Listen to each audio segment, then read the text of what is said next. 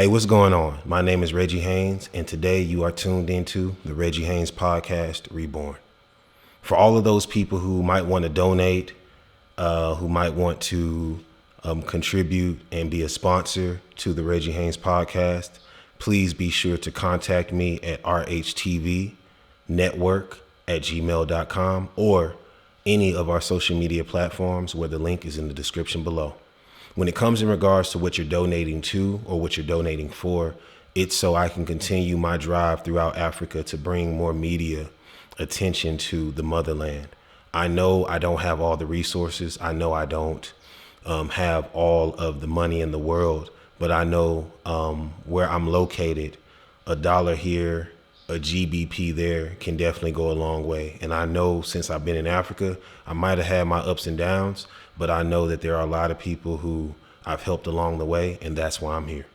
When it comes in regards to this particular podcast, the reason I call it Reborn is because I want to start new. And I first want to give a special shout out to Prophet Enoch Kapir for allowing me to use his facilities and allowing me to bring this show and many other things that I'm doing to life. And without him, this wouldn't be possible. So a big shout out to him, his family, and all of the people that have supported him, leading him to support me. When it comes down to the episode, today I'm going to talk about my football career. Now, when it comes down to my football career, I'm going to go from when I was about 4.5, 5 years old. My mom, I was a big chubby child, and I ended up, I don't want to say that I was lazy, but I ate a lot. If you look at my old pictures, you would see, dang, Reggie was a big boy.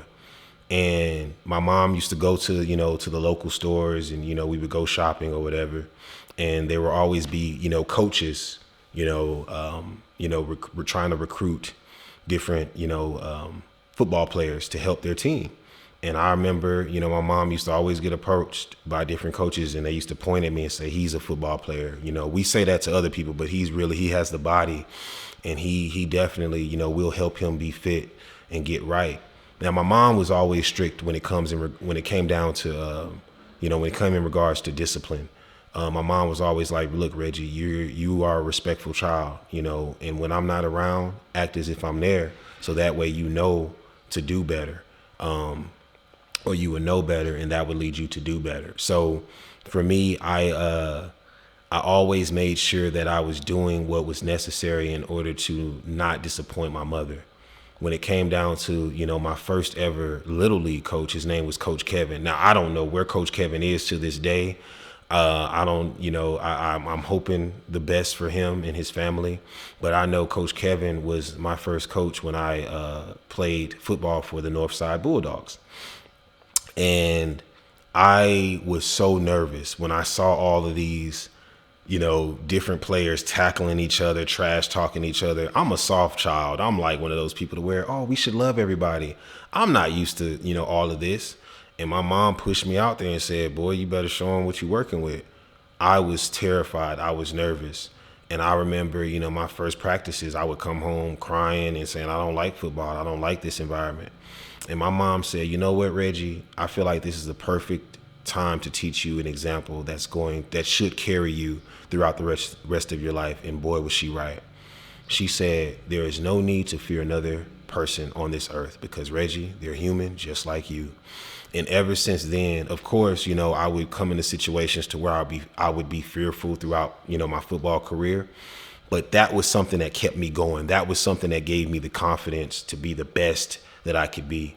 So when I was done with Little League, I ended up, going to middle school and playing quarterback. Now, people would tell you to this day, my former teammates, I was terrible.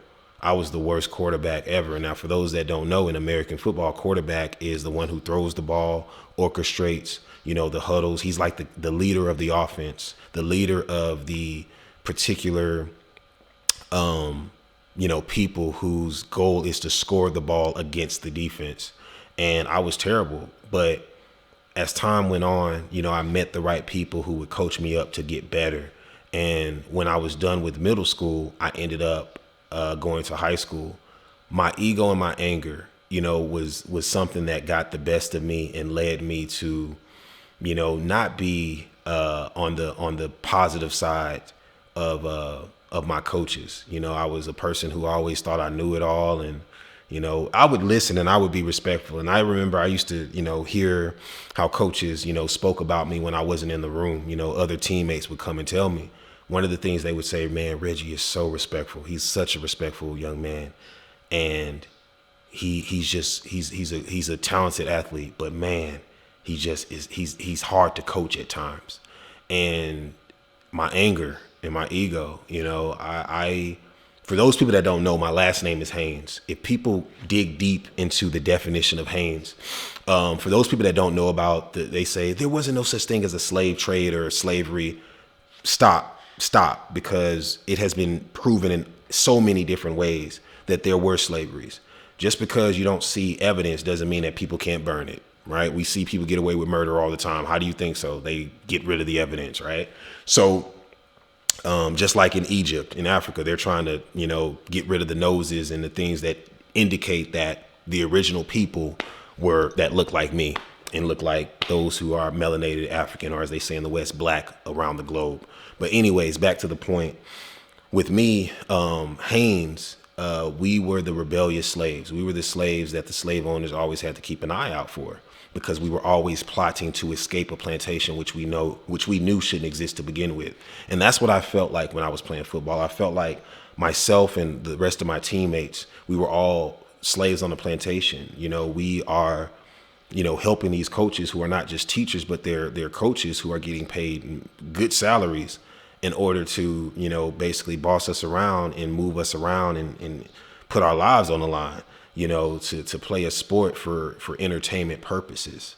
And I just wasn't into that.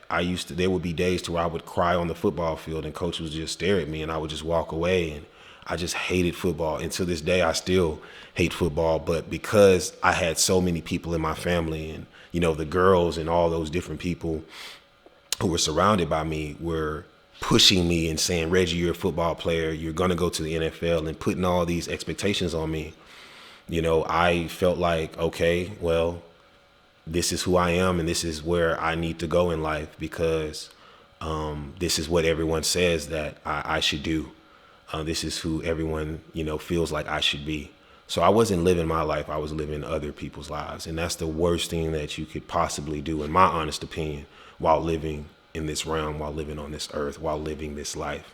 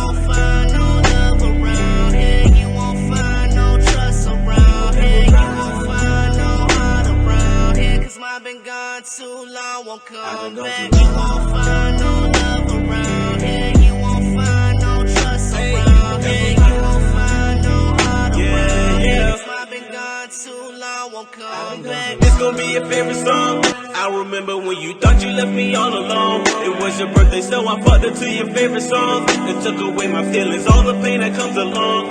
I just realized I won't find no love around here. I done washed my hands of my fears. I done wiped my eyes of my tears. What's on my mind, you have no idea. Shotty in the back with a shotty on my lap. Wish a motherfucking test me. Thought he caught up, but he last, you getting past. It's okay, you trying hard, but you can't beat me. I gave my heart to a bitch, put my feelings on the line, and that hoe went and played me. Y'all made me who I am, black heart, got no feelings, I see through who wanna snake me. You won't find no love around here, you won't find no trust around here, you won't find no heart around here, cause mine been gone too long, won't come back. You won't find no love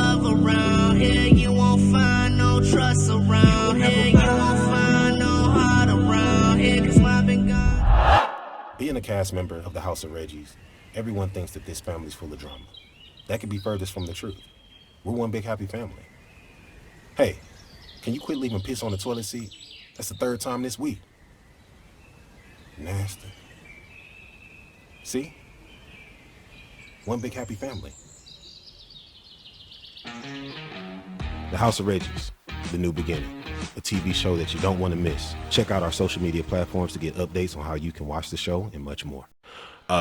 So with football, I ended up, I was always, an academic, person. Like my mom and my parents, my elders were always strict when it came in regards to grades. And I was hard on myself too. Like I didn't joke around with grades. I hated school. I hated football, but my mom always taught me and my elders always taught me, whenever you do something, give it 100%. And I did just that. I tried my best to. Might not have always been successful, but I tried my best to do that.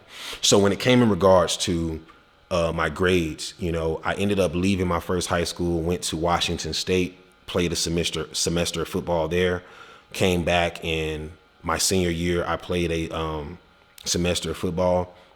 Everywhere I went, the coaches, I was around very talented coaches, very talented players who, if they didn't go to the NFL, their older brothers or their younger brothers did. So I was surrounded by greatness.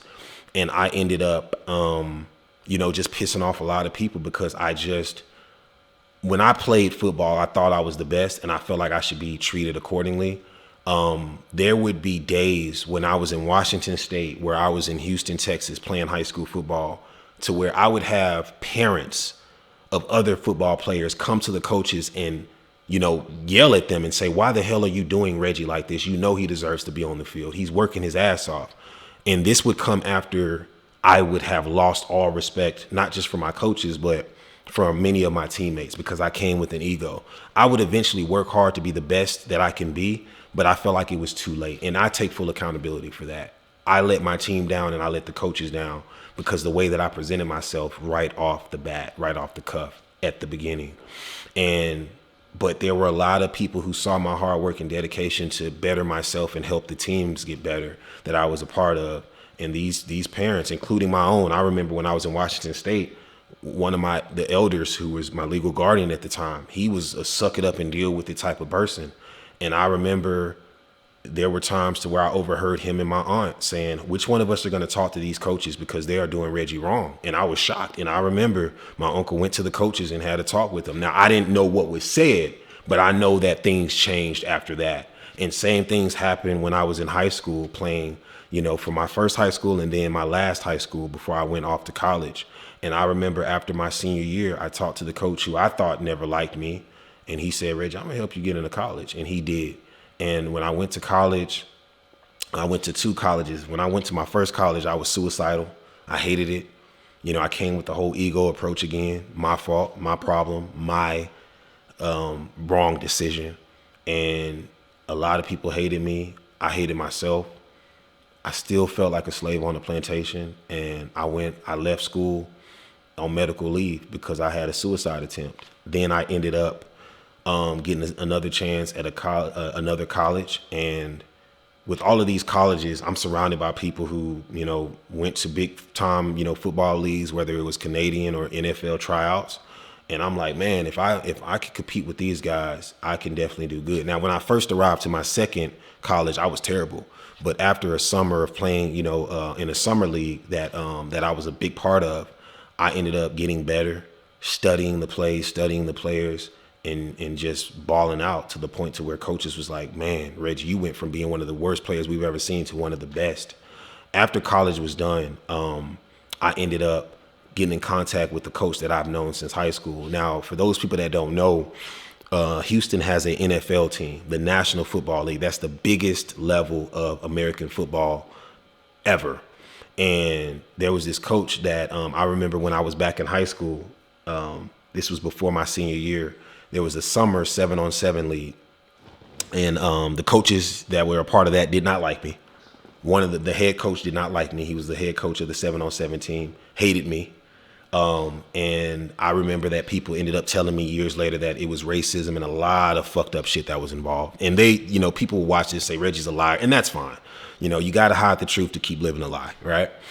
But for me, I remember we went to our first tournament was on the practice field of the Houston Texans. And on this field, I always ball out. I always play great. And there was a MVP ballot. There was an MVP ballot that was going around. Like, people were trying to see who was the best player on each team. And there were tons of teams out there. And I'm talking about the players who I was in the same category with. These guys went off to the NFL and did great things. So for me, I remember my parents at the time saw the coach when he went up to the coaches, because we had NFL coaches at the camp and college coaches. And he went up to the coach who was watching our team, and they said, "Hey, who's our MVP candidate? Who's our candidate?" And he was happy. And the person looked and said, "Oh, Reggie Haynes." And the coach said, "Who?" And he said, "Reggie Haynes, your quarterback."